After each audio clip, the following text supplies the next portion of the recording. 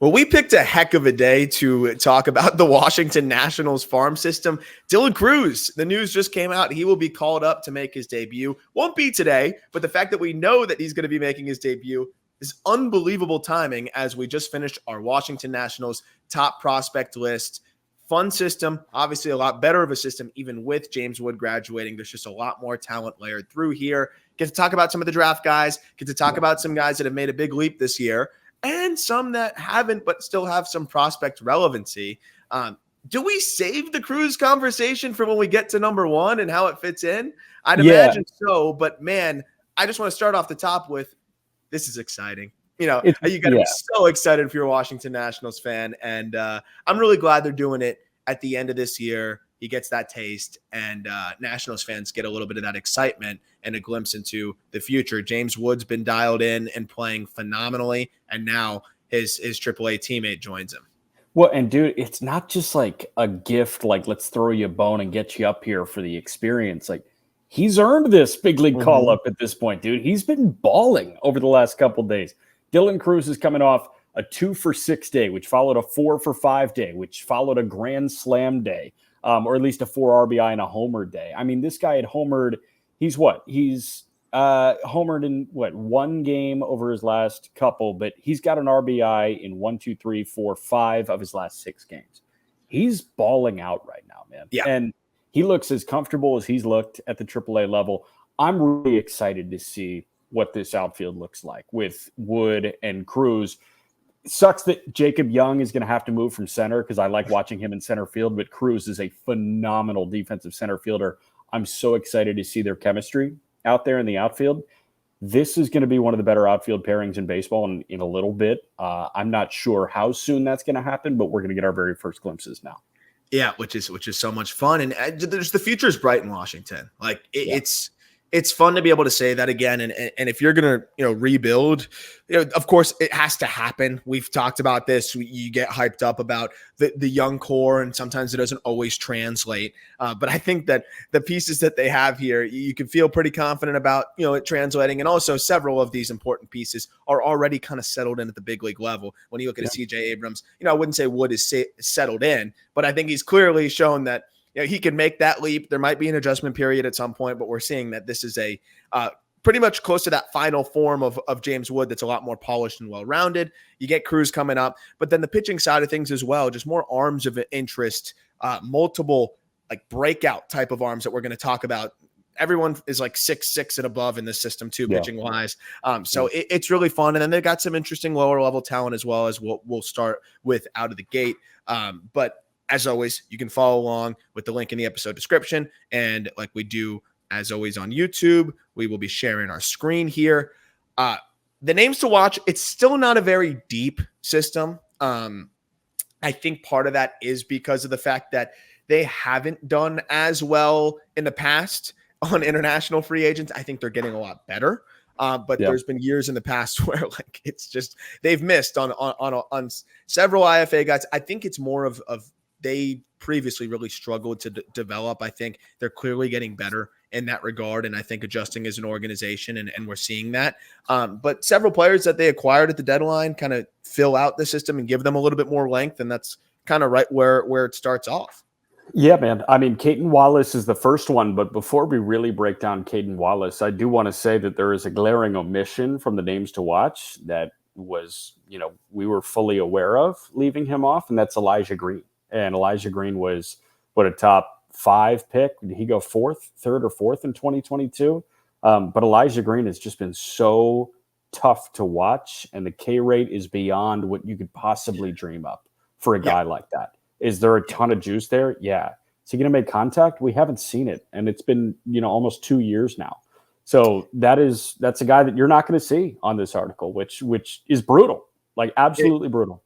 It is brutal. I think he still has enough intrigue to check in on, right? Like he still hits the ball as hard as anybody, but a 43% strikeout rate, man. Like he's back-to-back years of, I think, like the lowest contact rate among qualified hitters in baseball, and definitely in the minor leagues, a 52% contact rate this year. Like it just can't happen that way. It's just not going to work. So, unfortunately, that's the omission. Look, something could click. You never know. I'll never fully count out an athlete like that. But man, I mean, 182 strikeouts in 95 games. It's tough. It's been tough to watch because he is so talented. Yeah, a really, tough omission, but, a guy that you can't really call a name to watch if, again, he's punching out at a clip closer to 45% than 40%, which is hard to wrap your head around. But Caden Wallace is the first name to watch, third baseman in Double-A. He was, along with the pick, the return for Hunter Harvey in July, about a week or two before the trade deadline. Played 34 games in Double-A, sidelined with an oblique thing, went to the complex to rehab. And since then, we have not seen Caden Wallace yet. So he has yet to make his Nationals debut, which is really interesting. I guess it's, just like a serious and finicky oblique issue. And we talk about those. It's kind of a sliding scale when it comes to oblique issues where, they can be really serious and they can hold you out for months or they can just hold you out for weeks. And Caden Wallace has one of those tougher ones, it seems. But an interesting bat. It feels like there's nothing that he does poorly, but there may not be anything that he does exceptionally great. Yeah, it seems like kind of a bench bat, most likely. You never know, though. He is, did just turn 23. I just don't know how much more power there is maybe to grow into there. Maybe there could be some sort of like platoon bat there. But the big get in that trade was the comp pick, right? And we already saw how they were able to get creative in the draft off of that and really have a fun draft. And we'll talk about some of those players. And, 3 top 15 prospects because of that draft in that system, and one of which has exciting upside because of the bonus pool that they were able to really expand. But to get Wallace in addition to that pick, for a reliever, I think is just fine because you can't ignore the Caden Wallaces, even though you're not going to project that guy as a regular. It is valuable to have those guys in the upper minors. Maybe as he's 25, he could be a guy that ends up figuring it out a little bit further and fills a really nice bench part-time role at the highest level. And in a national system that has, mostly volatile prospects at the lower levels that aren't in the top 15, it's nice to have some, higher floor. I still think relatively high probability big league role, even if it is a smaller, lesser important role. No doubt, man. And I'm just thinking about kind of the Royals, the way that all fell into place there, because Nick Lofton already exists in that organization, and CJ Alexander already exists in that situation. So, Wallace was surplus in the Royals organization, but he comes to a place where he can grow and get, essentially everyday APs in AAA pretty darn soon. Next guy is the first of a billion 7-figure international free agents that we're going to talk about. The amount of money that they allocate to IFA guys is crazy. And it started with Juan Soto, which is awesome, but then it dripped into a Hassell and Tena and a guy like Christian Vaquero. He got $4.9 million in 2022. $4.9 million for a guy that's OPSing under 600 in 2024. It's a tough eat, man. I know Pipeline had him as the number 2 prospect on their IFA board in 2022 behind Roderick Arias. Arias has shown more of that excitement of that top IFA guy in the class. Vaquero, not so much. He was a big guy. He was 6'3" at 17 years old, but the swing just seems still very far off, and he's in his first year off the complex. Yeah, it was one of those where, when he was signed, it was the same kind of tools galore, get excited about it, physical projection, switch hitter, all that good stuff. So I eagerly, and it's probably the closest complex to where my home base is in Florida. When I'm home that time of year, I'm like, okay, I got to go see this guy. And he was probably 17 at the time. So, I didn't want to draw too much from it, but I was definitely disappointed. So I just continued to check in and just kind of see how things were looking. And man, the swing just really, as he alluded to, hasn't come along. 19, he's going to be 20 at the end of the season. So we'll see. But I mean, there's really not any indicators that I think point towards any optimism aside from the fact that he's toolsy and projectable. I mean, we're talking about a guy that's struggling to make contact, that is a high chase rate, that isn't putting up high EVs. Like, this is probably a guy, if we're leaving Elijah Green off, the only difference here is that Vaquero is a year younger, and I think he gets one more year to struggle before, you fully move off of him as a prospect as well. It's a little different sometimes with the IFA guys getting acclimated, and again, the Nationals, they've hit on like Juan Soto, but they seem to struggle to, I think, get these IFA prospects acclimated. And again, it's been a little bit better of late, but I still think that's something that the organization is, they're not afraid to keep trying. But I mean, you wonder, they invest so much into these players.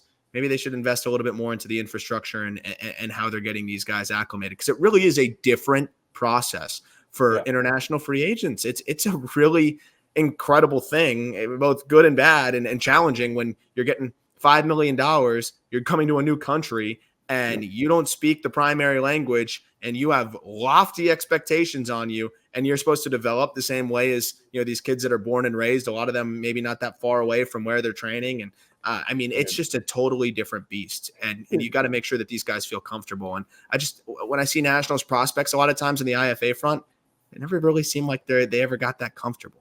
Nope. Also, in a vacuum, you're giving a 16-year-old $5 million like that. It's a little risky to even begin with, too, because you have no idea, where that money is going to go and all that.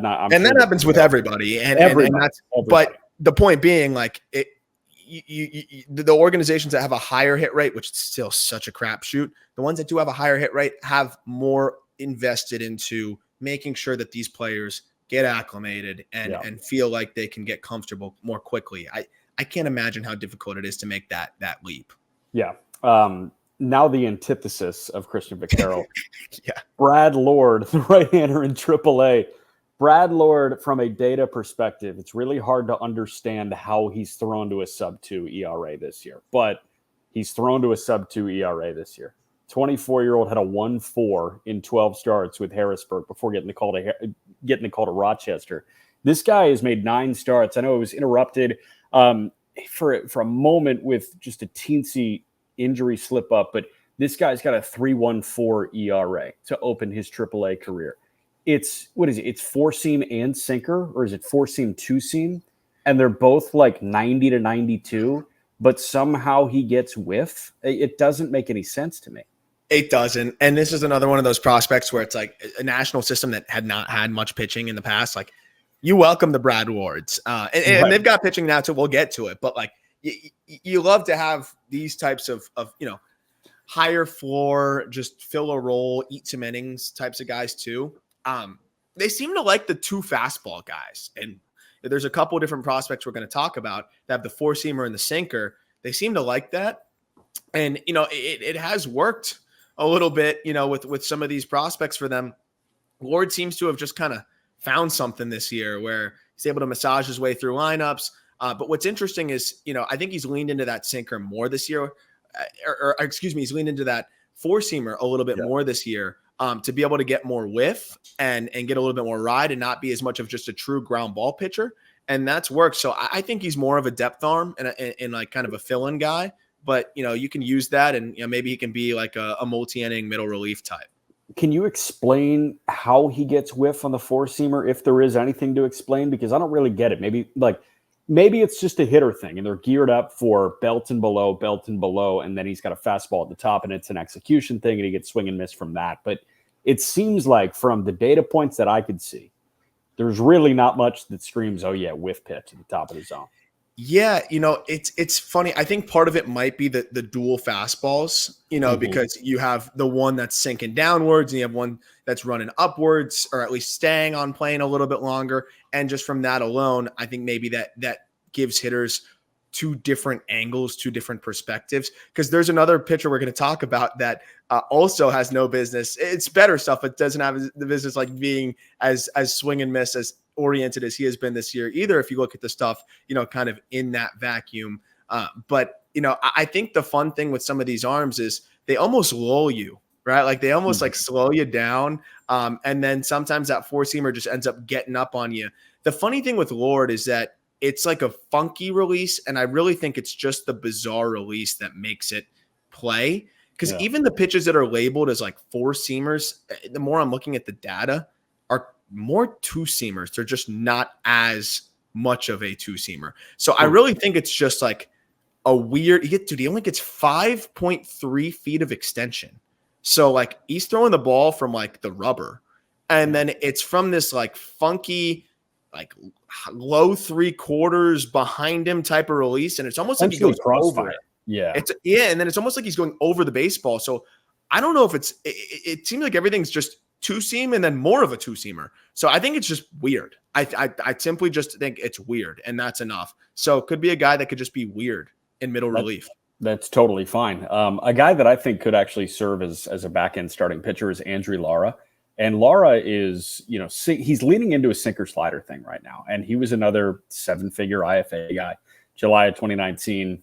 He's 22 years old at this point, which is crazy to think. Still. 21. So it's crazy to think that this guy has been with the Nationals organization since July of 2019, pre-COVID, and he's still just 21 years old. But he's having his best year in the minor leagues right now. He's got a 3.48 ERA. This cat's already thrown 119 innings of minor league baseball this year. That is, and I can check here, but I think that's top 5 in all of minor league baseball in terms of innings output at this point in 119. But it's sinker slider now. It feels like they were probably hoping on a frontline guy if you sign a pitcher for 7 figures in IFA, but I think they have a back end starter here. Yeah, so I actually got a chance to see him this year in Brooklyn, and I didn't go to see him, to be honest. Right. I went to see Aiden Miller, that game. What did I go to see that game? Klassen. That's what I was saying. It wouldn't have been Aiden Miller. I went the week before to see Aiden Miller, but I went to go see Klassen, and I figured I'll just go to multiple games that series. Caught Lara, and honestly, I was pretty impressed with the slider. I think that's a great pitch. That pitch plays like a borderline plus offering, and I think that can kind of carve him a relief role. My concern was, and that's why I love being in Brooklyn and going to those games there, is you can get a really nice perspective behind home. Fastball is just pretty flat, and I think the fastball quality is a bit of an issue, and I don't think he trusts it too much. So that's my one concern with him. Seems like he can be an innings eater. That slider is really good. The changeup, he threw some good changeups in there too, and I think that could grow into an average pitch. So if he can find some more fastball quality, whether that be leaning more into a sink and maybe doing the 2 fastballs as well, maybe you can kind of work your way into that back end of the rotation type. I loved, as you said, that he's already handling a pretty significant workload. He's got a big, starter's body. And he seems to turn the page pretty well. He's had some bad starts and then, seems to get comfortable and put together some good ones in Double-A. Seems like the long ball has really been the issue for him. And I think that's because of the fastball. So if he can find more of like a true sink, I think that could help. The one thing to watch though is that velocity is starting to slip here late in the year. So hopefully, they maybe slow him down a little bit here. But I would say this was a great step this year for him. And when that fastball is at 93, 94, it plays a lot better. It's been more 91, 92 in the back half of the year. And I think that's why, he's running into some more speed bumps. But I think that's a guy that could easily be in the top 15. Just didn't quite get in because I like these draft guys. I thought the Nationals did a great job in this class. Yeah. By the way, Lara, outside the top 20 in innings pitched in minor league baseball this year. We've got some innings leader, including Mr. Complete Game, Caden Dana, who's thrown 130 innings already this year. He's gonna go for 2 bills. He's gonna go for 200 innings in Double-A. It's so exciting. Next guy is Victor Hurtado, and I'm trying to figure out how the Nats use IFA money because he signed for $2.8 million in January. I think instead of viewing it as real money, they view it as a second quarter timeout where you use it or you lose it. Yeah. And they spend everything. I mean, This guy, was he 6'3" at 17? A lot like Vaquero. Yes, he was. Can he possibly play a corner outfield spot if he grows into that power a little bit more? Yes, he can. $2.8 million. This guy slashed 218, 310, 331 in the DSL in 29 games. They need to get better with their scouting. I understand that these guys are all super highly regarded. Well, they got to be frugal. Decide. You either have to be better at scouting if you're going to spend all this money, or you have to spray the board. Spend all the money. Yeah, spray the board. They don't like spraying the board. No, they like concentrating. Yeah, and they go all in on these corner speed types that can't play center that well, and don't hit the ball as hard as you'd expect, and then actually whiff a little bit. I don't understand. He's 17, so I'm not going to definitively say anything. But when you have these multi-million-dollar guys, you want to see certain KPIs here.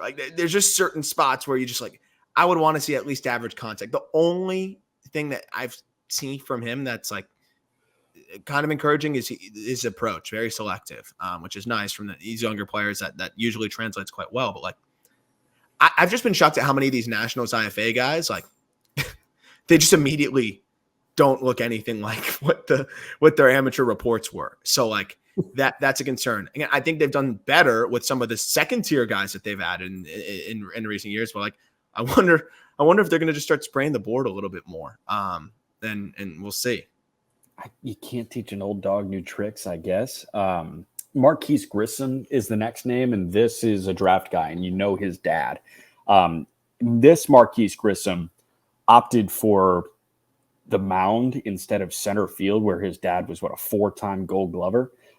This guy was really struggling in his draft year at Georgia Tech. He was a starter at Georgia Tech, 61 innings of 5.75. Nats moved him to bullpen. That's been like the best thing for him. And Marquise Grissom has turned into one of the better relievers in minor league baseball over the last several seasons. 2.14 ERA and 96 2/3 minor league innings in his career. This year, 34 appearances between high A and double A, a 1.79 ERA with a 49-9 strikeout to walk ratio here. It's the changeup.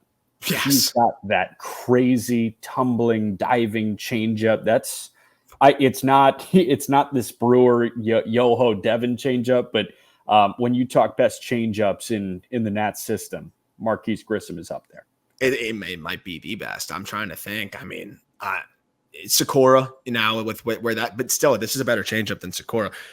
I mean, 70% strike rate on it, and opponents are hitting 162. The other part is, the sliders come along now too a little bit to where he can mix that in because the fastball shape is just not good. But you can get away with that as a reliever when you have an elite changeup like this, and it's an easy plus pitch. He's going to have a big league, relief role for sure, just off that changeup. Yeah. A couple more guys here. Angel Feliz, $1.7 million in January. It's crazy. Like I was rubbing my eyes and like scratching my head when I was doing all this with the names to watch. It's just like, you're kidding me. Another one, 1.7 this January, very highly sought after. He's 17. He's 6'3". He actually performed well in the DSL this year. 49 games, /310, 381, 468. What did you like with Angel Feliz? Because I feel like with those numbers, he had to be close, at least to the top 15. Yeah, I mean, I like that he put up good numbers. Yeah. All right. So that tells you that the underlying stuff is not great. It's not great. But he's 17. So like, this is a guy that I'm actually very interested in. I just, when it comes to these IFA guys, like, and just these DSL complex prospects, like, you need the performance and you need the underlying to really, get confident and putting them into the top 15. Again, I think it's more a testament to the top 15. It's probably a guy that gets in there if he duplicates this next year, but contact rates were still not great. If you're looking at it from that one, 69% overall contact rate. But I did see some flashes of like the ability to kind of manipulate the barrel. EVs are and he puts the ball on the ground a lot. So just got to wait and see, but this is definitely the more encouraging of their IFA guys. And I think one of the more well-rounded, I think, that we've seen. Yeah. A couple more here. Zach Brixey. Did you know that? That's how you say that. Brixey. Yeah, it was on Baseball Reference. I saw the pronunciation and I was just like, interesting. Because I was listening and I didn't hear it on kind of the pitch by pitch. I was like, am I going to have to watch like a full half inning here? But no, Brixey, 25 years old, threw in 2021. He was not great, was really good in 22, and then had Tommy John in 23, comes back this year and has been really good. Opponents are hitting a $119 against him in 31 1/3. It's Karinchak's starter kit when he's healthy. And what I mean by that is like, I think there are a lot of guys that fit the Karinchak starter kit. He's a bullpen arm, but it's fastball at the top, downer curveball off of that, and they work really well together. That fastball can be really good, and it was really good pre-TJ where it was mid 90s. And then the curveball comes off of that. What's the velo like pre-surgery here? Is it low 90s? He was sitting 94 post-surgery. Yeah, he's sitting 94. And I mean, dominating, just purely dominating. So and the other thing is throwing strikes. I know he's walking 11%, but I think that's been more of just kind of secondary confidence and just shaking off the rust, but of late throwing way more strikes, 69% strike rate on the fastball. The changeup is going to be that pitch that I think can really separate, because from that release, like you said, and with the fastball playing the way it does, fastball is a big whiff pitch. Guys just cannot lay off of it. He's a guy that could definitely be in high leverage. Got you. And then last guy is Jake Bennett, left-hander that I really liked. Unfortunately, he's out with Tommy John surgery. He was teammates with both Cavalli and Cade Horton at one point at Oklahoma, which is, really cool. And Bennett was the pitchability guy of the three of those. Cade was the former quarterback that, hey, like you have the chance to, go be an athlete on the mound. Cavalli was, I'm going to blow your doors off. Bennett is, I'm going to massage my way through a lineup 3 times. He had a 3.14 ERA in 63 innings and was striking out guys, not walking many guys across low A and high A before hitting the shelf, but he's a big guy, 6'6", 235. He fits that mold.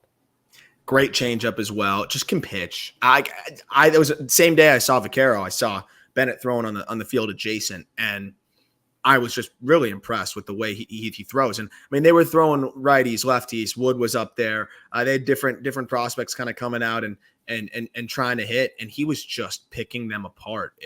It's enough on the fastball, just enough, and good characteristics though in the low 90s. And then that changeup is great. He mixes a slider, mixes a curve. He's that just your classic pitchability lefty. But when you're 6'6", that always helps everything play up a little bit more. Yep. You're going to guide us through the top 15 here in a moment. Before that, want to tell you about our friends at GameTime, because we all run into this issue. You want to go to an event, you see ticket prices are through the roof. So you're going to play the wait and see game. The best place to play the wait and see game is at GameTime. And they are now an authorized ticket marketplace of Major League Baseball, which makes getting tickets even faster and easier for big league games and for minor league games. You get killer last-minute deals, all-in prices, views from your seat, and their lowest price guarantee. They take the guesswork out of buying tickets. Save up to 60% buying sports, concerts, comedy, theater. List goes on. You get that lowest price guarantee, which is the best thing.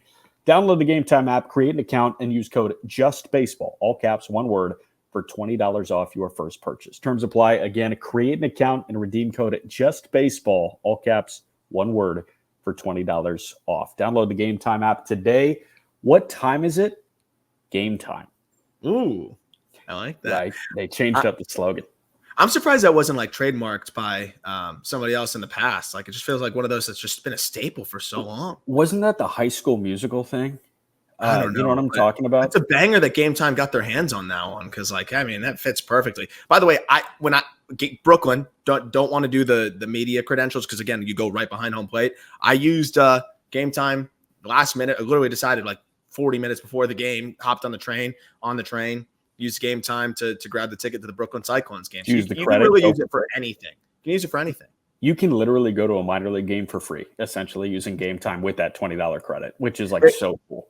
Yeah, that was the nice thing to be able to do there. So, and Brooklyn, really fun. I mean, it's as nice as they come for a high A stadium. For sure. Malamotis Park, right? Malamotis. Is that what they call it now? I have no idea. I thought it was MCU. Number 15, Robert Hassell III. Oh, that was real. I'm not saying it. It's not because of his performance. He's actually been fine this year. It just makes me so sad. Like, it really is heavy talking about him, because, one, we've had him on the show. So that to prove that is just like, it hurts me to have to talk about him. Right.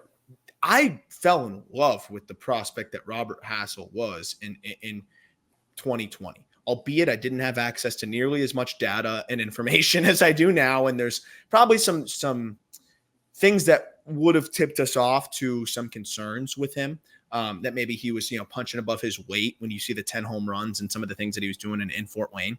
Yeah. But man, you fall in love with the player just because of the way he plays. He's always in go mode. I like his glove and center. I just like the way he carries himself. He's a great dude. He also is just a fun player.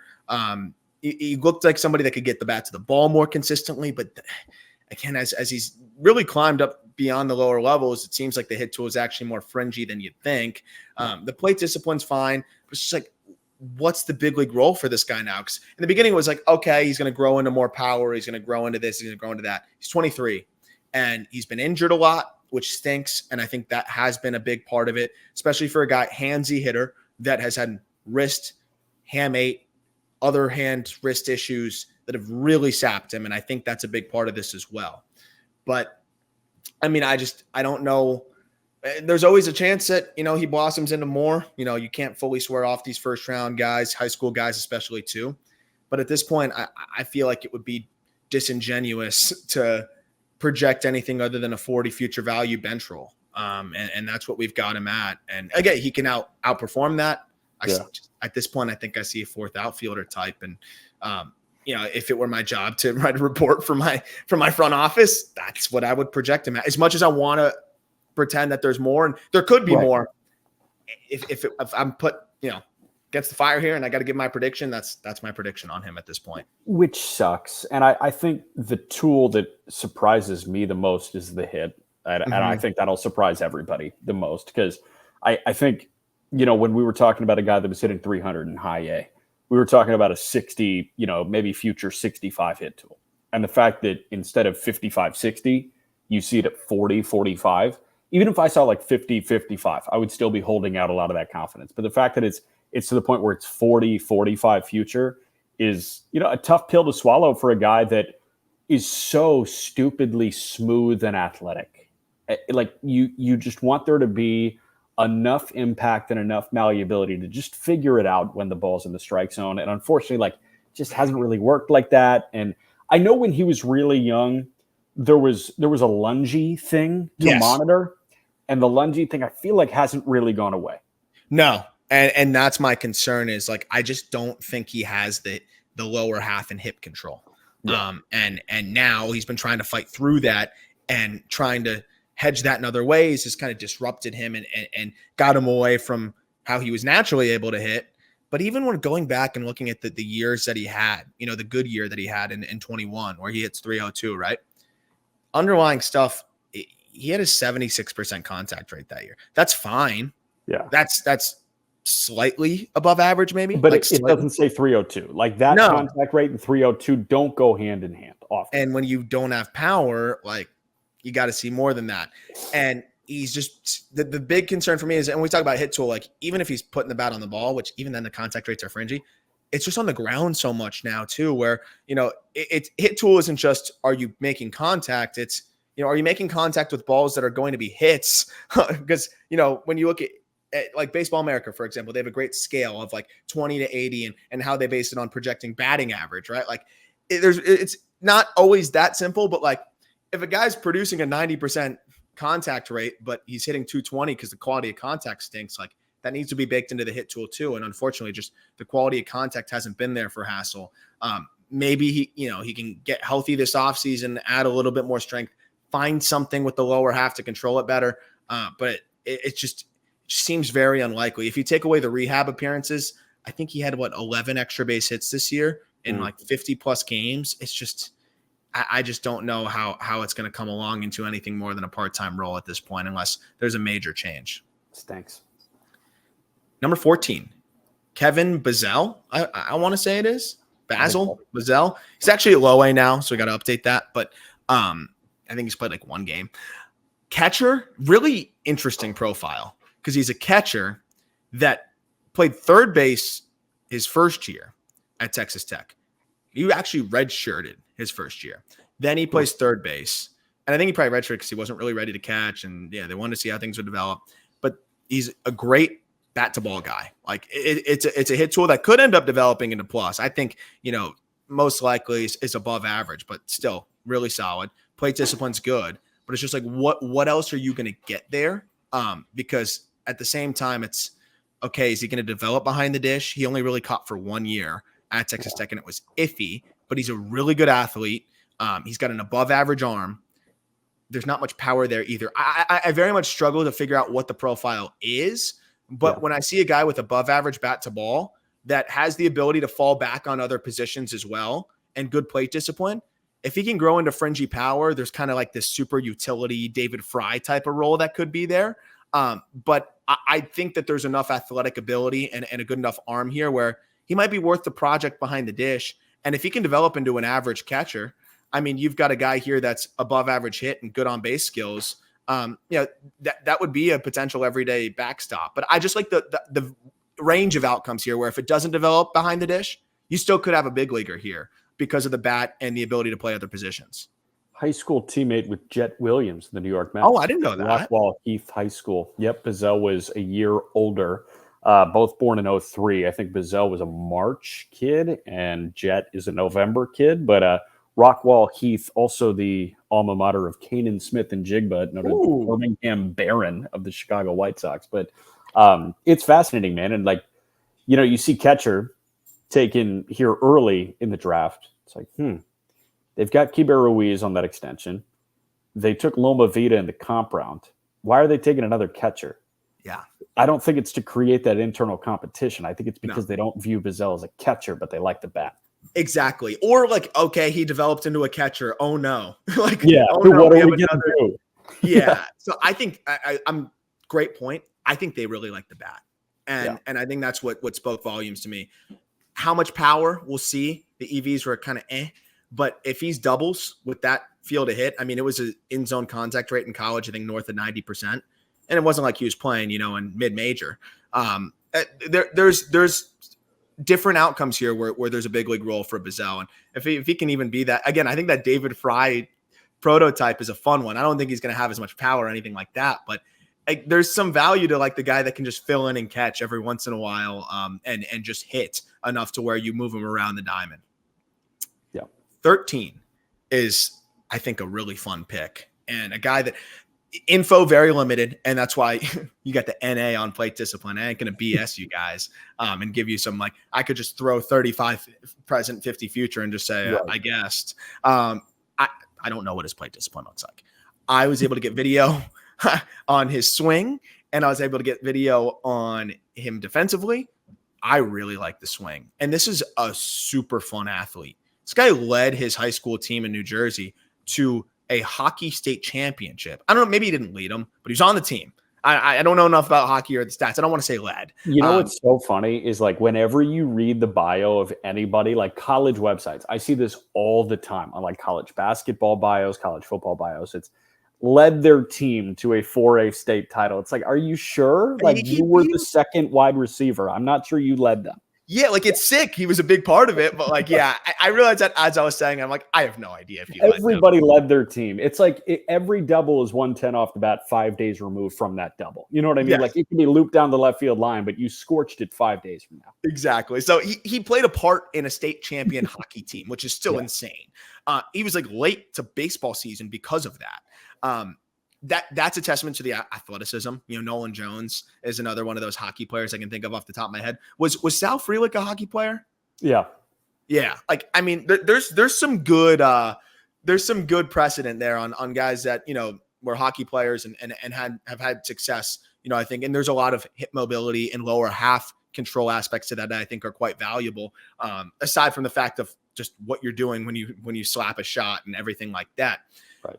He has a pretty big leg kick, but I love the way that he controls it. And I love the way that he's already using his lower half. There's kind of questions. And I was, reading different reports, just on what, with guys that I'm not able to see a ton of. I just want to see what others in the industry are saying and, what the questions are.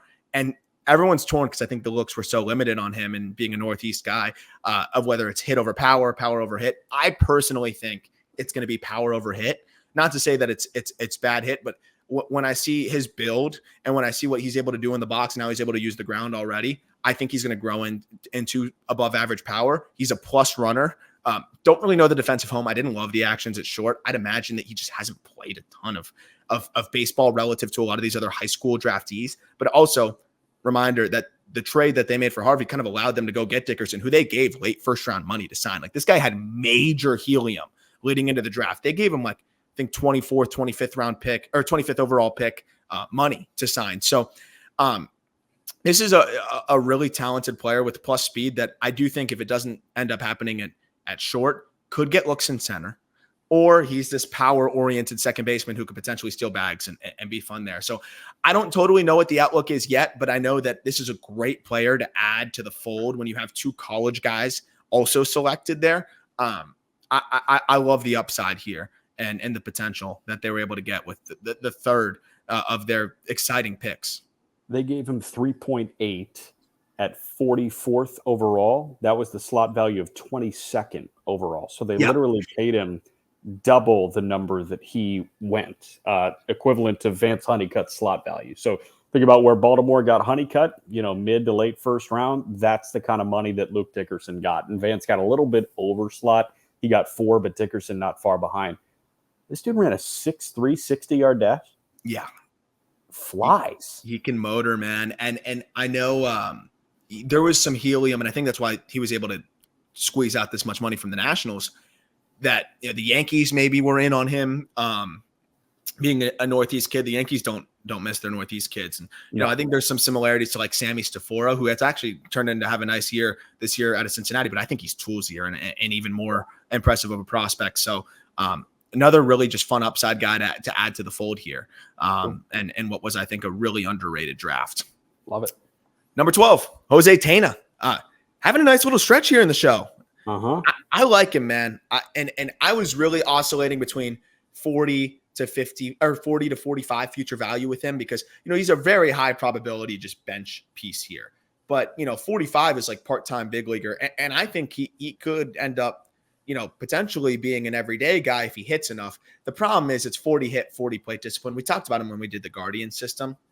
But the fact that he's been able to tap into so much more power this year, and the fact that he's able to play good defense at several spots makes me feel like he's going to end up like utilitying his way into pretty close to everyday reps. Like, I think he can just be so versatile and valuable with the glove and run into enough homers that he's going to end up playing 60, 65% of games. It could be different type of player, but I think kind of like that Jorge Mateo role or similar to like that Edmundo Sosa role. Again, I don't think he's going to be as incredible defensively, but I do think that there's maybe a little bit more offensively, maybe not than Sosa this year. Sosa's a dog, but like, I think it's that archetype. It's that archetype there, which nobody was putting 50 future value on those guys because that's the 100th percentile outcome of a 45 future value guy, right? He starts to almost outperform it, but I see a lot of similarities there. I think he can do that, man. I think you give him enough run, he's going to poke a lot out. A lot is a relative term, but I think if he plays 120 games, I think he can have 15 to 18 home runs in those 120 games, which is, a real impact thing from Tena. And the fact that he's 55 game power, you don't expect that when you see him. He does not say, I'm going to hit 15 homers in the big leagues when you see him, but he's smooth enough defensively. And the swing, tell me if I'm like, on something right now, but I get a similar sensation to the Didi Gregorius of old, where it's, like the lower half stretches out a little bit and that bat is like pretty long through the zone, but you can see that, sweet follow through on the left side. Like, I think there's some Didi in the swing, and that excites me when I think of middle infielders that can lift the ball a little bit. 100%. And, he's definitely improved a lot at being able to do so and just tapped into way more power this year. You mentioned kind of like the hip shoulder separation that he's created. He's found that this year. And the exit velocity, dude, 90th percentile of 106. Yeah, dude, he hits the ball really hard to the pull side. So like, he's going to be frustrating at times. There's going to be tough stretches, but he can run into enough. I agree. Where, you can, and the thing too, is he hits lefties well. So like you can kind of deploy him in different spots. If he can get more selective, that would really help the outlook. But I mean, we've seen this guy crush some baseballs, and I do kind of see that, pull side, lean into it type of approach, like you're saying. But I think he even gets more into the lower half where Didi is a little bit freakier with the hands. But Tena's really found it with the way to tap into the ground and create more impact. Yeah. That's an okay comp, I feel like. It's not Corey Seager for a big shortstop. No. Didi is a socially acceptable offensive comp. Yes. Number 11. I've started to really buy into this guy. I wanted to have him higher. I just it was hard. I do think that he could have easily been at 10. Just the age kind of thing made it different. Tyler Stuart, right-handed pitcher, came in that Jesse Winker trade. 6'9", 250. The day that Winker hits that insane walk-off, you also have Stuart perfect through like 5 and in AAA. And I think it was AAA debut, and he was perfect through 5. He has seen his fastball tick up almost a full tick, and it's like 0.8 miles per hour, but like almost a full tick. And he's another guy that leans into the four-seamer and the sinker. That has kind of allowed him to get by with fringy fastballs. You have two fastballs that like are but they both tick up, and you're commanding both of them. It's helped him a lot. And he's also before used to tip off his release, where his sinker release would be higher than his four-seamer, and you could just see it out of the hand. Now he's mirrored the release a lot better, and so now both are playing quite well. The slider is an above-average pitch, and the big difference maker for me that I think now projects him as a potential 5-starter for me is the changeup. Now looks like a big league offering, average big league, but a big league offering. He sprays it a little bit, but it just seems to avoid barrels. I don't know what it is. I think it mimics. I do know what it is. Actually, I wrote it in the write-up. It mimics the sinker more now, where he actually was able to mimic the shape, whereas before it just was so obviously different out of the hand. Now it mirrors the vertical movement with even more fade, and it just seems like hitters are struggling to pick that up. And then the command has come along as well. So you have 2 average fastballs, you have above average slider and an average changeup with above average command. 6'9" pitcher. It's a guy that can end up just kind of massaging his way through and being able to kind of be that 5-starter potentially. Dude, it's what you want from Jackson Rutledge at this point, really. Like, Rutledge is what? Rutledge is 6'8", I want to say. Yeah. Stuart is a bigger body. I think Rutledge might be, 10, 15 pounds heavier, but Stuart, like, fully fills that 6'9" frame that he's got, and he pitches like a big-bodied guy. I think Rutledge kind of leaves a little something to be desired when it comes to pitching like a big body, where the extension is not great, and he's always kind of had that short arm path. Stuart is like, hey, I'm bigger than you. I'm going to bully you. And that's what he did for Rochester. I'm excited to get a live look in 2 weeks here. So that'll be fun. Yeah. I mean, he just seems comfortable. And this is also someone I'm pretty sure that redshirted his first year of college as well. Really mostly worked out of relief. This is only Stuart's second year, like full year at any level, really being a starter. Which is a good thing. There's some tread left on those tires. And he was a 3-sport athlete, basketball, football. He really moves well on the mound. And the fact that this is his second full season really as a starting pitcher, and we've seen this leap in this development, it makes me kind of pause and say, okay, this isn't like your classic 24, 25-year-old. I think this is a really good get for the Nationals. I really do think this is a guy that's going to end up throwing a decent amount of innings for them next year. And they seem to like picking up those guys that have like kind of average stuff across the board and end up finding some value there. Mitchell Parker is another example where nothing jumps off the page. They end up getting a nice big league piece there. I don't think he's going to be as good as Mitchell Parker, but I do think this is a guy that could end up filling a 5 spot for them and be solid. If you got a bunch of Mitchell Parkers and slightly subdued Mitchell Parkers, you're in a better spot than I think many people would think. Of course. And you just got to find some guys at the top. And I think they're going to spend to do that as this core continues to come together here. Yeah. And Gore just has to throw strikes like that. Point blank period. If he's in the strike zone, nobody's touching him. I agree.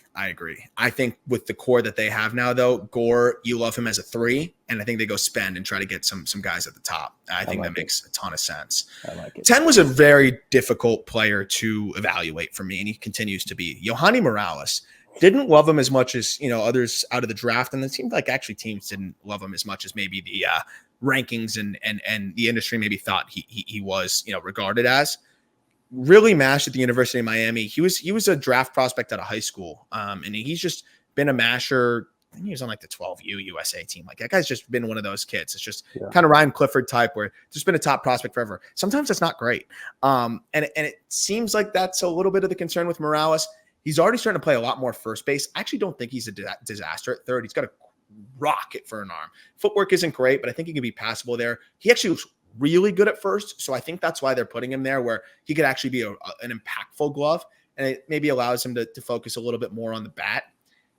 Classic long levers, disruptive moves that just don't allow him to pull the ball in the air. He has like a slight sink into the back leg, and a toe tap that I just think is kind of disruptive.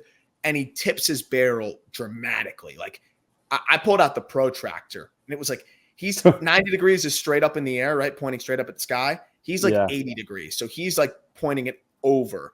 And for a long levered guy to get that barrel back on plane, it's going to take too long. So he really struggles to pull the ball in the air and really pull the ball, period, unless it's out and around. We see him punish baseballs the other way. And he's got a 90th percentile of like 106. So it's plus raw, but he just really struggles to get into it in games. He's a bit expansive. I do think he's taken a step in the right direction this year, being able to handle AA. He has been banged up as well with a thumb issue. But I see more of this kind of lefty power masher type than an everyday player, because I just don't know if there's enough consistency there unless he makes a mechanical change. If he makes a mechanical change, though, he's got the bat speed and power. Like, then he could explode. But he needs to make some substantive changes, I think, with his swing. Quick follow-up on the protractor thing. Did you use an iPhone app, or did you use the same one that you got when you were forced to buy that $100 calculator in 6th grade? You know what I'm talking about? I have a worse answer, but yes, the TI-84. The TI-84, yeah. It was the biggest waste of money ever because you had to buy it. I knew my parents were going to buy it. And I was like, in my head, I'm like, I'm never going to use this thing, by the way. But you just had to have it. No, I Googled protractor. And then I just looked at an image of a protractor and said, yeah, that is 80 degrees. Love that. You just eyeballed it. Yeah. Easy. That's pretty much it. Like, it's just, he's got to make a substantive change. Otherwise, like, everything's on the ground, and you got to pull the ball in the air if you're that type of hitter. You got to. No doubt. And like, I just feel like there are a lot of these guys that are, tall, long, hit, subdued stuff in college. I don't want to say bad stuff in college, but like, the difference between the ACC and AA is everything. And like, you can pull a lot of bad pitches in the air in the ACC, and that's why he poked 20. But, we're looking at a first full pro season where he's got 7 homers, and you say, why? It's because the stuff's better. Yep. And it's just so much harder to get your A swing off, and it's just not doing that. It's a great point. Yeah. On the more positive side, I was texting you about Daylen Lile at number 9. This might be the most anonymous, really solid prospect in baseball. Like, dude, you hit me with the most stock one-liner ever. Good ball player. Like, all right. Yeah. Not often you say good ball player about a guy. Yeah. I've actually almost never hit you with that. Just good ball player. He's just a good ball player, though. I really don't know how else to describe it. So got over slot money, 2nd round in 2021, played 19 games at the complex, got his doors blown off. Who cares? Then he, I believe, undergoes Tommy John surgery, so misses the whole 2022 season. And then 2023 was really his first full year. Looks really good.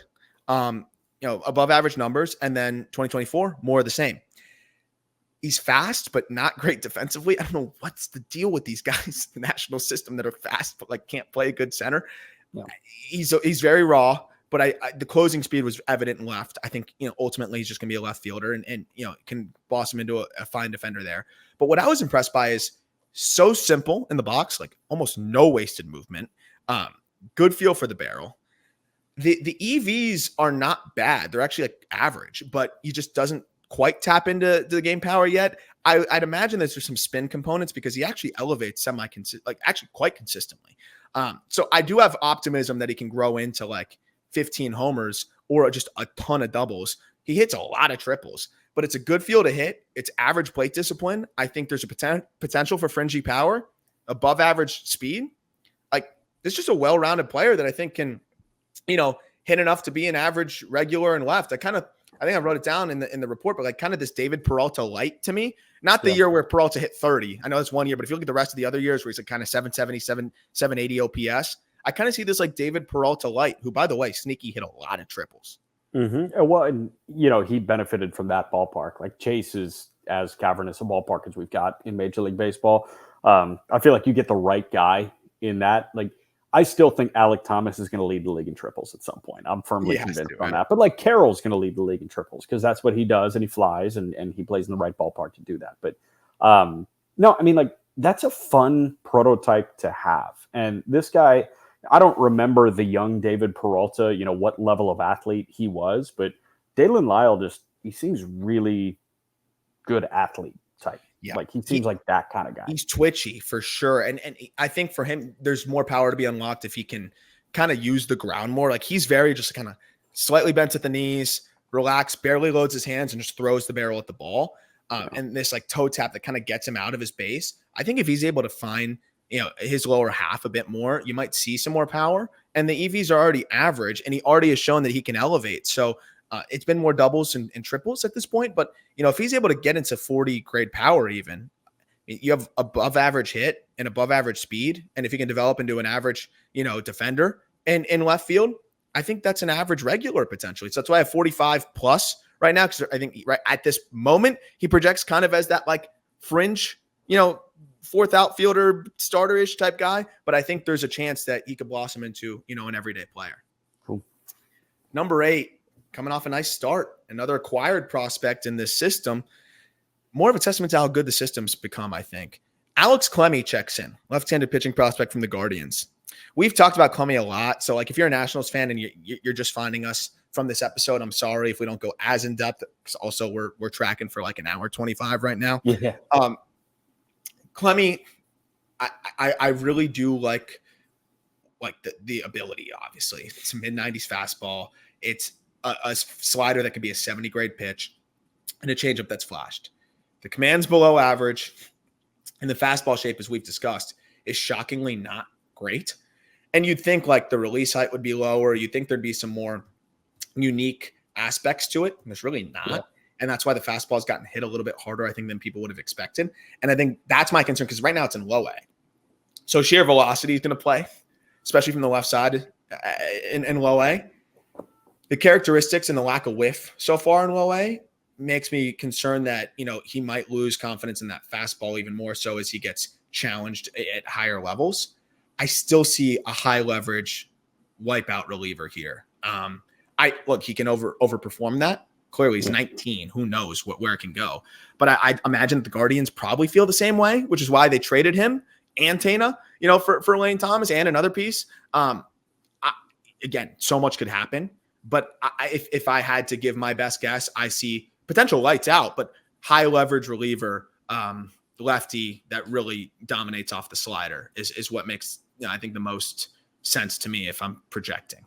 Yeah, I mean, tall, long with that fastball. Like the fastball shape doesn't need to be elite to be a high leverage reliever. If the slider is elite, and he can throw that slider 60% of the time. But it'd be nice to see him blossom as a starting pitcher. Don't get it twisted. But interesting, there was a guy with a lot of reliever risk that was a reliever and a good one in the big leagues that turned into a good starting pitcher in the big leagues that also went to Bishop Hendricken High School in Rhode Island. Michael King. Clemmey and Michael King went to the same high school. So interesting. I typically never point this out. Rockwall Heath is just interesting with the Jet Williams thing. But Clemmey, like, that is kind of fascinating that you got Clemmey and King. King was totally a late bloomer. And absolutely. I thought it was interesting that, Northeast high school left-hander signs out of high school. Like, you don't see that too often. And those guys, they take some serious time or, it's, hey, you cash out on the payday, Mazzucato like. Yeah, and I think he was probably excited about the opportunity to develop in the Guardian system. And, right. I'm not saying he's pissed to get traded to the Nationals because now there's a direct line upwards with not a lot of arms in his way, more than before. But, this is still a super talented arm. If he finds it as a starter, wouldn't shock me at all. And, he's been better of late with the command and coming off of several starts where I think you've seen him, kind of rein it in a bit more. But fastball strike rate of 56%, he just really sprays that thing. And there's so much variance in the shape that just tells me that the release is incredibly inconsistent. It's a high effort delivery and that funky release that doesn't actually create good funk. I think it almost hurts him more than it hurts the hitter's ability to see it. There could be some adjustments that are made that he finds. But I think he most likely projects as that high leverage relief, but he could be a dominant one at that. For sure. Number 7, Caleb Lomavita. And Lomavita has just gotten going in low A, excuse me. And the thing with Lomavita, of course, this was a prospect that we thought could go in the first, ends up going into compensation A around 39th overall. I think, one of those instances where I think the Nats were thrilled to have him, land there to them. Really good ability hit, in terms of good bat to ball, solid EVs. I think you can see the vision there offensively, good defensive tools as well. He's just one of those guys that I think is raw on both aspects of like, he's got a good arm. He's a great athlete behind the dish, but the finer things are still a work in progress. And then offensively, it's kind of the same thing, right? Makes a lot of contact, a little bit of an unorthodox swing, but hits the ball pretty hard, but super aggressive. And, sometimes that timing can just get thrown off with the weirdness to his moves, but still seems to rein himself in and be solid. I mean, this guy didn't even walk it. What was it, 9 times this year? How many times did this dude walk it? That's the problem. But there's tools to be an above average hitter and an above average defender behind the dish. But when you have variance on both sides of the game, there's obviously some concern there as well. But for a second round pick, or I guess your second pick of the draft, a comp A guy, I do really like what he can bring to the table. And if it all works out, great chance of being this, solid regular catcher one. But, if it doesn't, I think the defense eventually can come along, kind of like that Dylan Dingler type of situation where, okay, he's not exactly what we wanted, but the defense has progressed now, and he looks like he can be at least a good backup. And then all of a sudden those guys end up somehow, at 26 turning into starters, and right. I think that's kind of the fallback with Lomavita. But if both things come along, you have above average hit, average power, and above average defense behind the dish. I think a lot of development is going to need to be had here. It's not your classic college catcher. Yeah, no, you took the words right out of my mouth. He's a college guy that's going to take some time to get through the minor leagues. And it sounds so weird because we are in the era of guys fast tracking their way through the minor leagues. Like Nick Kurtz is in Double-A. I think this guy's going to get ABs for the Oakland A's, whether, it's at O.Co Coliseum or it's in Sacramento next year. He's going to get ABs very quickly, but Lomavita is probably going to go level by level. And you got plenty of time, man. Club option for Keibert Ruiz, I don't think is until 2030. So you're not banking on him fast tracking and becoming that starter right away, but he could incubate for a little bit in the minor leagues. He could get up, catch sporadically, get Keibert off his knees, and you have a decision there with the club option. That's kind of the progression that I feel like they're dreaming up for Lomavita.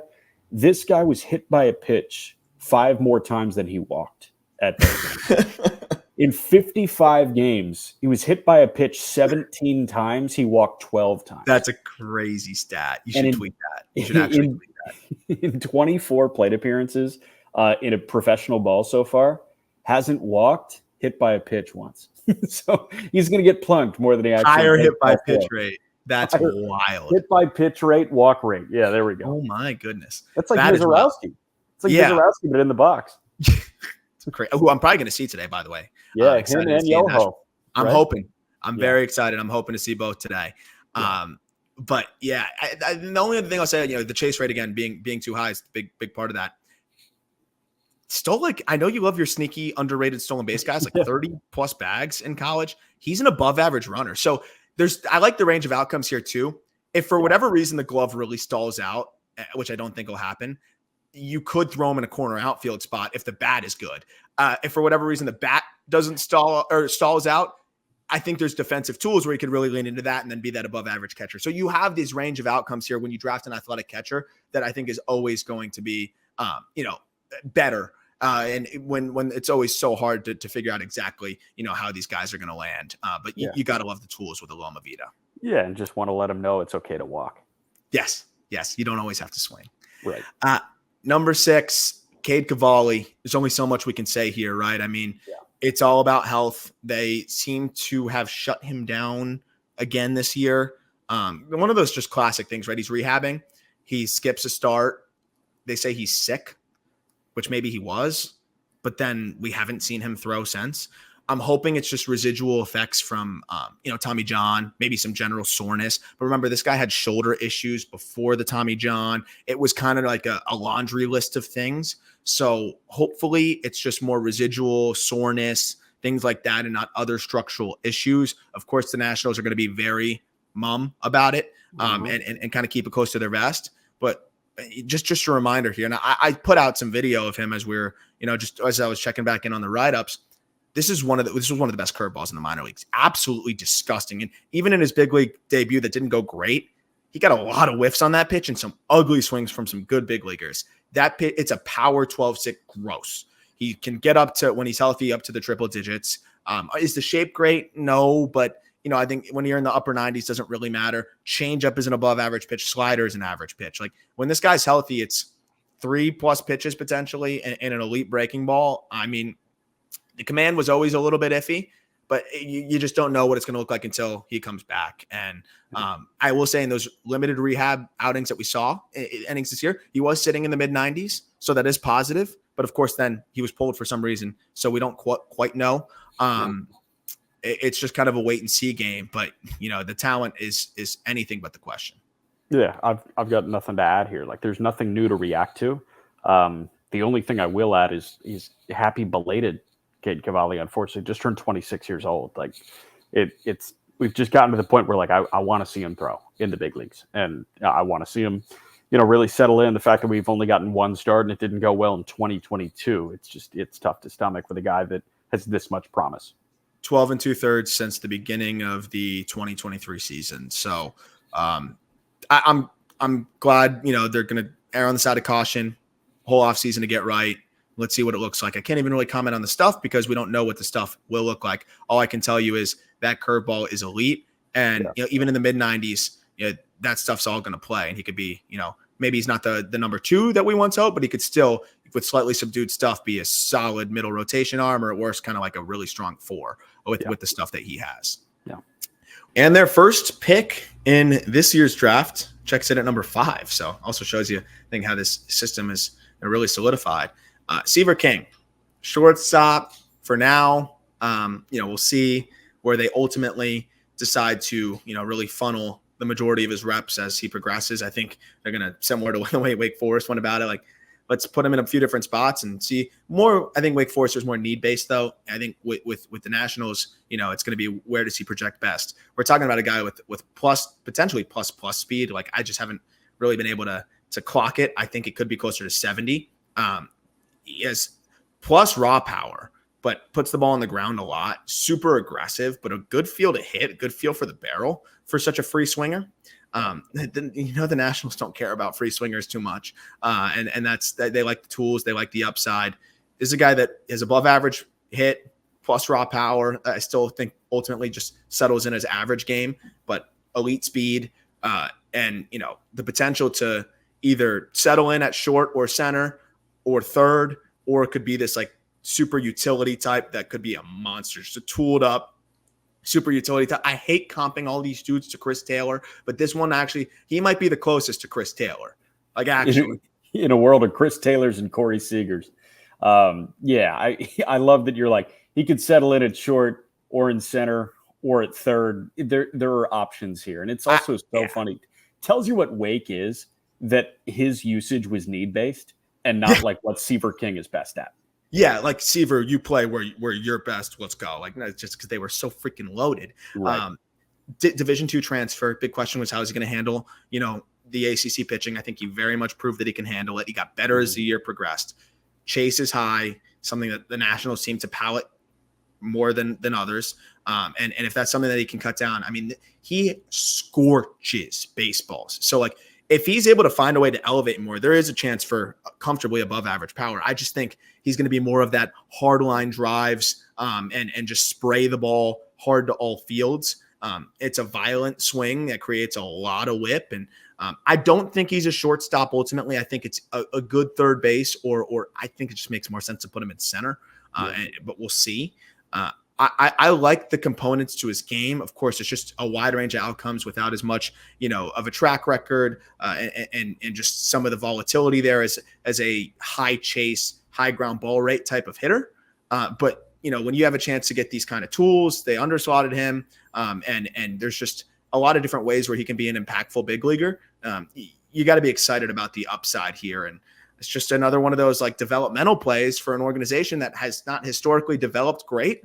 I like the upside that they're continuing to accumulate, but let's see what they can do in terms of being able to make that translate. The one other thing I want to mention is he does spoil tough pitches quite well, which is a great hedge for a guy with an aggressive approach, especially if you have the high EVs too. So this is a guy that I think can get away with the elevated chase more than most. The bigger thing for me is going to be elevating more consistently, and where is that long-term defensive home?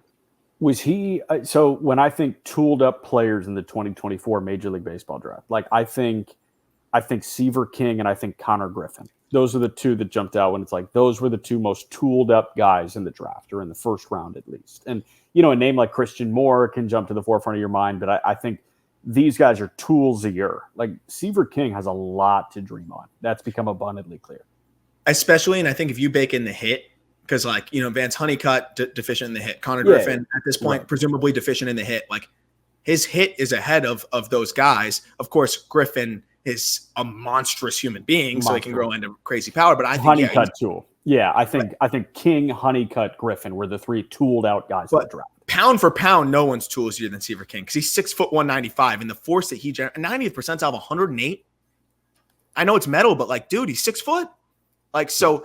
I mean, the whip and twitch, and I mean, I'll draft an athlete like this any day of the week. And I know that there's a wide range of outcomes here, but with the way that they approached the draft to get the amount of upside that they got, and then having Bazzell also kind of flank all of that, I think it's really exciting to have a player like this. And he's one of the players that I'm most fascinated to see how he develops because you just can't really teach that bat speed and you can't teach that real speed and just the ability to hit with that much force too. It's a good feel for the barrel. So, number 4, got to be a guy that, I think when we did the system, I understand why so many people have been in our replies talking about him. Travis Sykora, right-handed pitching prospect, another overslot guy, 3rd round in 2023. They gave him a good chunk of money, borderline first-round money, to sign him away from UT. I mean, another 6'6" arm. He was up to triple digits out of high school. He's been settling more in the mid-90s here. And I think another guy that I'm a little bit concerned about the shape and how that's going to play at the higher levels because he's another guy that's overpowering in low A. But what stands out to me is he's locating 3 pitches for a strike. We're talking about a high school arm, 19-20 season here, and he's landing the slider, and he's landing a splitter now. And that was a huge development. So I think this is a guy that all of a sudden could end up growing into average command. He sprays the fastball still too much at this point, but could grow into average command. And you could have a plus fastball, plus slider, and above average changeup at least. And I mean, that's middle rotation type stuff there. As the command comes along, could be even a little bit better than that. 260s and a 55 is enough to dream on for months. Like if you're looking at a 60 fastball, 60 slider, and a 55 split too, that's crazy. My favorite thing about Sykora is when you see guys that are this big at 6'6", 230, typically those are guys that are mechanically sound. And what I mean by that is you have to be healthy and, frankly, just find consistency in the delivery to the point where you're going to throw a strike. He somehow at this build, he leans into the weirdness, and it's not, weird. Mechanically sound, but weird at 6'6", 230, weird at 6'2", 190 is normal, essentially. Weird at 6'6", 230 is as outlier gets when it comes to pitching mechanics. I agree. And it's not as it's a little bit more strange, but I think it's a bit of that Paul Skeens effect where it's just a release you don't really see, right? Where it's kind of like that shorter arm action and he kind of stays closed and then just kind of whips it around. And it seems like everything tunnels off of it really impressively where you can't really see the ball that well out of his hand. And it goes, you got the fastball riding upwards. I wish it had more ride, but it plays up from that release. You've got the slider that's just disgusting that he really commands, landed first strike 69% of the time. And then that split. What's amazing is you also have an in-zone whiff rate across his entire arsenal of 34%. And just for reference, average is 18%. So, I mean, he's doubling up the average in-zone whiff rates here with some improvement, I think, just consistency execution-wise with the fastball. I think that command easily gets to average. I know he's kept the walk rate down. It's just more about the execution. Opponents are hitting a $157 against him. This is a guy that even when guys are making contact, it's weak. It's not good contact. So I had 2 home runs this season. He's going to be a top 100 prospect. It's just a matter of time. And I honestly, I think if I was able to dive a little bit deeper, maybe he's a guy that ends up slipping in the back end. But I do want to see him do it at high A a little bit. Before we fully, fully push him in there. But, again, a couple days ago, he punched out 10 for the third time this year. He's holding his velocity. They've been letting him go 70, 80 pitches. And it's been really impressive to see what he's doing. The fact that it's 3 pitches right now is not what I was expecting from a guy of his archetype. Yeah, I was reading a really good breakdown of Sykora from Bennett Lehman at District on Deck, because the headline was like, it's first team all headline. The headline was Travis Sykora might be the next Paul Skeens. Oh, and like, I didn't realize that. That's really funny. First team all headline, because it's like, no, he won't. No, he won't. He got into the breakdown, and it's like, hey, the pitch is grayed out. They all work off of each other in a similar way. The delivery is pretty similar too. It's interesting. Like, it's that kind of thing. So you're not the only one that sees that Paul Skeens similarity. I was hesitant even to just say it, but like I just see the delivery. No, fair. Like, and credit to Bennett Lehman again, District on Deck. Like, great write up. I loved reading it. The headline was just hilarious. And it's like, no, but I see what you're saying, and I appreciate you explaining it. But the headline hunters of the world, oh man, did you send them into a frenzy? Oh, I love that, though. I love that. And look, he looks awesome. And I think he's going to be a big-time riser across the board, and including for us. Brady House, who is kind of like that last guy that I think might get up later this year. We'll see. Third baseman, checks in at number 3. Tough read at this point because he's still so young. We know the game, or the raw power, and the power that he can put on display in batting practice is just jaw-dropping. Pretty decent feel for the barrel. I don't love the components to like his load and like the bat waggle, and I think it disrupts his timing and kind of makes him a little bit aggressive. But he also is simple enough with like his moves with his lower half that I think he sees the ball pretty early, and it kind of gets him in swing mode. Puts the ball on the ground too much, but he's a good defensive third baseman, like a very good one, with plus raw power that and a decent enough feel to hit that. Even if he's 20 to 25 home runs, he's going to be a solid everyday third baseman because I think the defense is solid. But the fact that he doesn't walk really does put more pressure on, 1, the hit tool, and 2, the slug. And both of which, the hit tool is a little bit better, but like in terms of like coming along. But now he really needs to slug that. Yeah, he's an interesting study because he was so good last year. He didn't really have the opportunity to settle in anywhere, which was a good thing in 2023 for him. Like, he didn't really face adversity at any stop, right? 36 games, an 870 OPS in low A, then goes to Wilmington for literally 3 weeks and has a 907 OPS. It's 318. Then 36 games in Double A, 324 with an 830 OPS. Like, it was stop by stop by stop. It was like, okay, you're good for a week. Go. You're good for a week. Go. You're good for a week. Okay, here you are. Double A this year, kind of the first time that he's hit a snag, and he was there for a good bit of time. It was the first time he spent more than 45 games at any level in his professional career, and he worked through some stuff. He hasn't walked at all in AAA. And again, like, I'm going to see the Lord and just figure out what makes him good. I'm excited to watch 6 games of Brady House live here in a couple weeks. Yeah. I mean, it's just, it has to be a part of his game. For this type of player, if you're this archetype, you got to walk, man. Or you got to be a 55 hit. And you got to be a 55 hit, or you got to be a 70 juice. Like, the juice is not as present in game as it needs to be, but the hit, I'm with you. Like, you have to be a 55 hit if you're not going to walk like this. And what's weird is his launch angle has been about a degree higher, and he's lifting a little bit more, but the EVs have been down a bit this year too. So I don't love to see that either. This guy that's had some injuries in the past. I thought last year was a really big step in the right direction. And this year hasn't been a step backwards, but it's just kind of been a lateral move. And, you want to see him take that step forward. But at the same time, 21 years old, it's okay to stall out. He's got time to stall out in the upper minors. And he could spend even most of next year in AAA. Mm-hmm. And that would be just fine as long as he's progressing. And maybe that clicks for him several months into next year. But he's going to need to find a way to elevate more. The path is too flat. I don't know if it's going to be with his setup, with his moves. He has to find a way to elevate more, or he's got to be way more selective. And I just don't trust that he's just going to have this epiphany and be able to be more selective. It just seems like he's going to be one of those guys that's in swing mode. He's chasing almost 40% of fastballs. Like, just, you got to find a way to elevate more, and that's going to come from a mechanical adjustment. Yep. Number 2. Talk about risers, one of the biggest risers on our top 100. And we talked plenty about how he was able to rise. And I got to update, this because he's also in high A now. Yeah. Jarlin Susana. Whew. Stuff is crazy. Hit a bit of a snag last 2 outings. I think he's running out of gas a little bit. This guy's Wouldn't doubt it. 20. And he's thrown a lot of innings this year. More than really I would have imagined he would throw this year. And he's been doing it, consistently sitting 100. And he's averaged 100 plus in like more than half of his starts. The big thing for him that got him into this conversation as, top 2 prospect in the system, top 60 prospect in baseball, that 100-mile-per-hour, those 100-mile-per-hour fastballs, 4-seamer, sinker.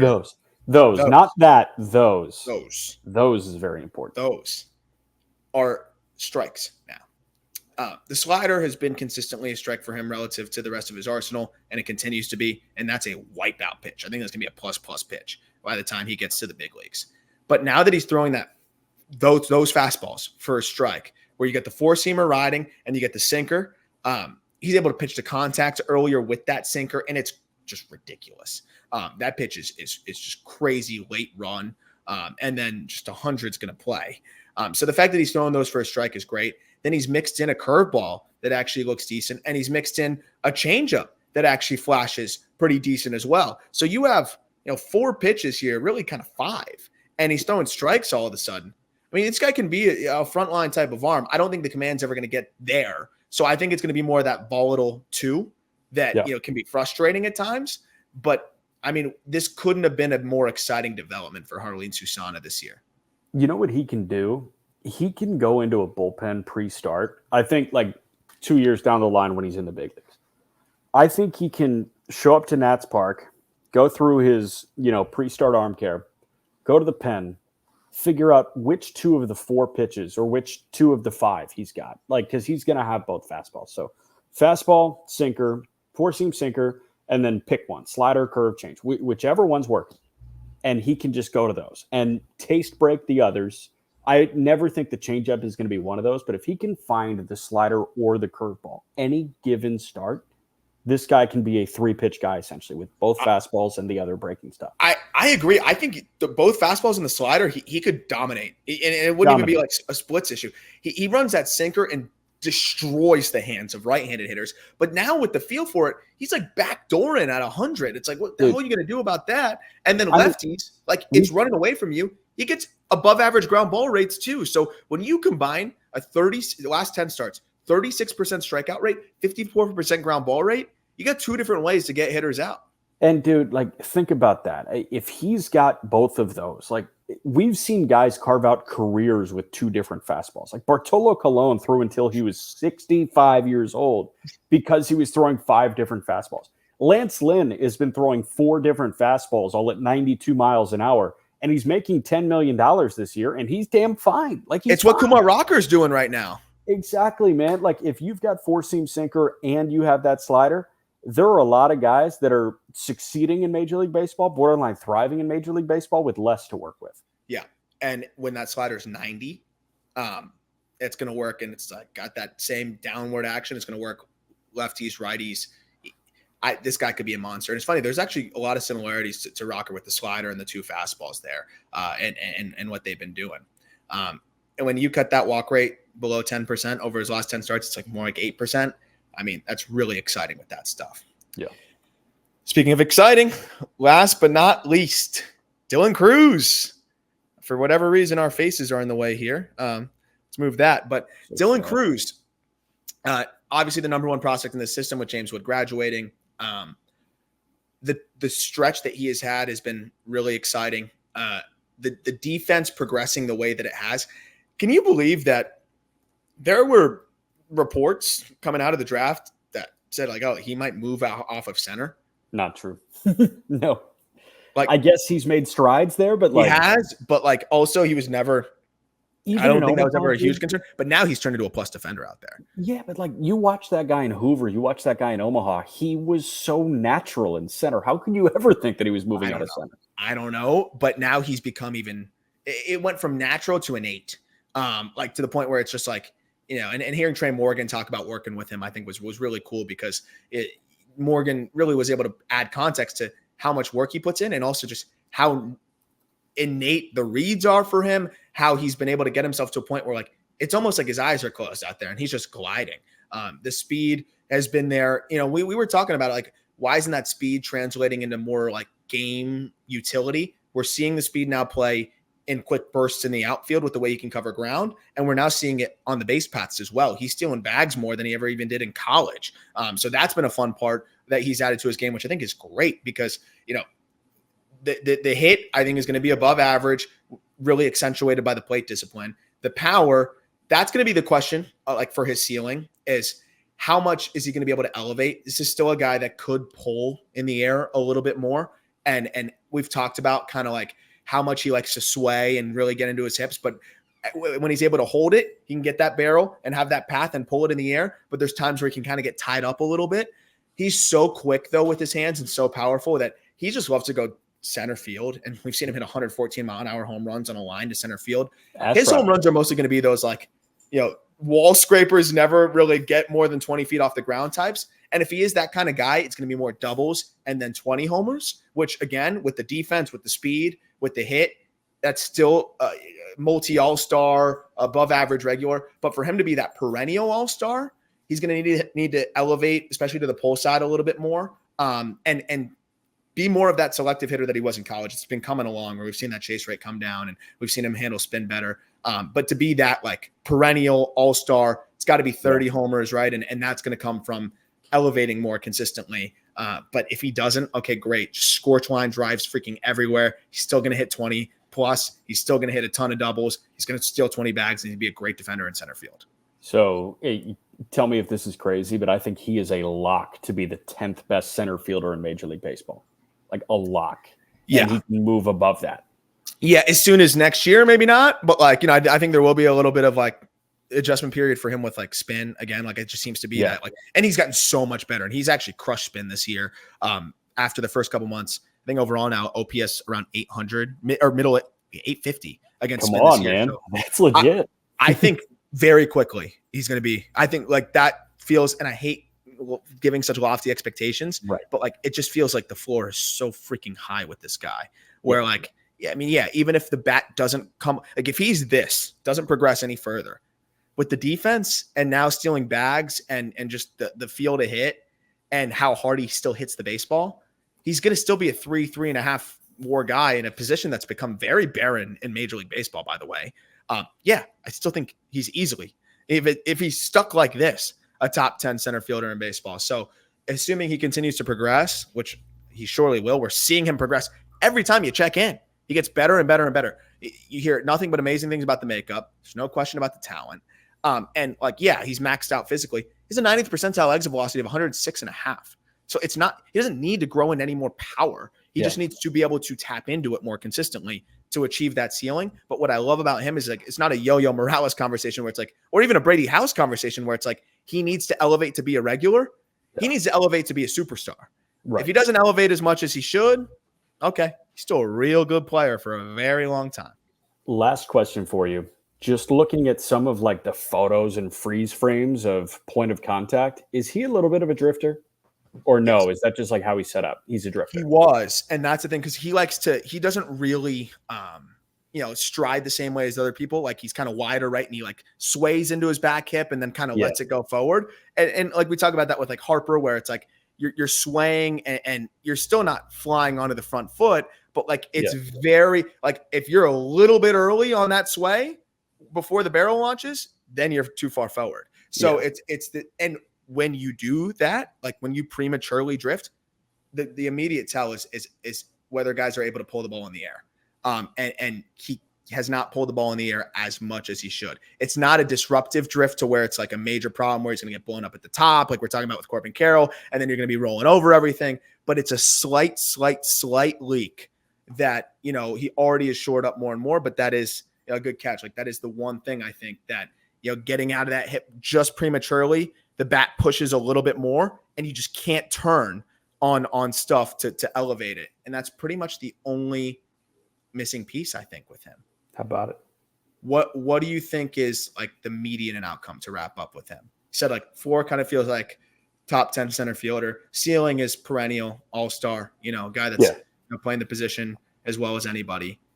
It would be a cop out, would just be like 5, but like is a median outcome 270, 25 homers, 25 bags, and good defense? That feels like still kind of a high outcome for anyone. That feels like a high end outcome. 25-25. Like it's hard to look at 25-25 and say that's the thing. I'm trying to think of like a player to give you where it's like, I think this guy is not really one right now. And it's so, because he's just so sure. Like it's such a well-rounded game. By the way, fastballs too. Like when you have that slight leak, you'll really struggle to pull fastballs in the air. 15% air pull on fastballs versus 22% on breaking balls and 27% on changeups. 18% overall. Average for the level is about 23%. So like you want to get that up. Even a 5% jump there is a difference in another 5, 7, 8 home runs. So that's what I'm loving here. There's not even like a comp because we haven't really seen a player with like tools across the board that's well rounded like this with his track record and makeup in some time. Yeah, no, I don't know if there's a clear comp because it's so well rounded. Like part of me wanted to say, who was I just looking at? Like part of me wanted to say Corbin Carroll this year if you just look at the numbers overall. But again, he's hitting 220 and he's slugging to get the WRC plus to 97. I'm thinking like it's a 105 WRC plus, but like he's a 3.5 win player. Yeah. Nico Horner in the outfield is my median outcome. Yeah, and I think that might even be towards the lower end. Yeah, so 35th percentile. 91 mile per hour average exit velocity. Like this guy just hits the ball too hard and too frequently. I know. So 45% hard hit rate this year too, like crazy stuff. So, and he's still just scraping the surface, I think, of what he can be. So that'll do it for this episode. Another farm system in the books here as we continue to churn through these team top prospect lists. Hope you have an awesome weekend, and we will be back with another team top prospect list next week. Don't forget to check out Jack's awesome conversations with Bubba Chandler, Thomas Harrington. Very, very cool. 2 guys that are really throwing it. Bubba was great again. Looking forward to talking about that with you next week. We'll catch up on some more performers and get into some more things. And again, we'll keep you detailed or keep you up to date with what the next system will be. But as always, thank you for listening. Look forward to talking prospects with you next week.